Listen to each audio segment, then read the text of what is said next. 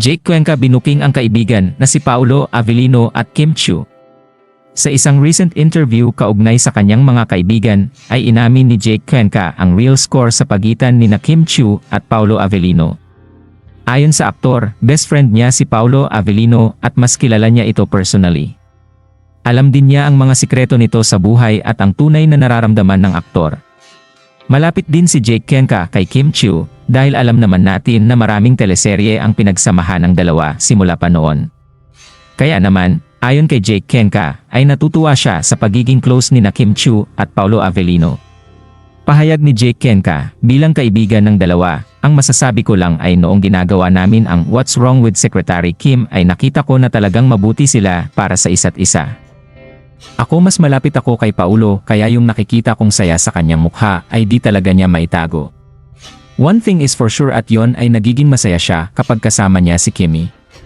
Ayaw ko naman magsabi pa ng ibang detalye kasi lagot ka o sa kaibigan ko pero yun yung nakikita ko kaya wag kayong mag-alala. Sa mga nagmamahal at mga fans ni Kim naman ay tiwala lang pong nasa magandang kamay siya kasama ni Paolo. Yun lang po. Basta wag lang natin silang pangunahan kasi mahirap na pero for sure may pagmamahal yung bawat ginagawa nilang dalawa. Alam ko yon. Ito ang maiksi ngunit madamdaming pahayag ni Jake Cuenca kaugnay sa tunay na relasyon ni Kimmy at Paolo Avellino.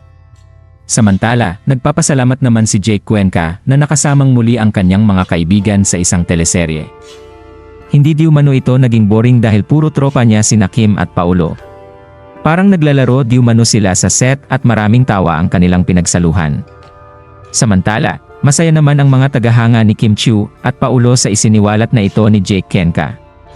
Anong masasabi niyo sa balitang ito? Comment down below. Maraming salamat sa panonood at huwag kalimutang mag-subscribe for more videos.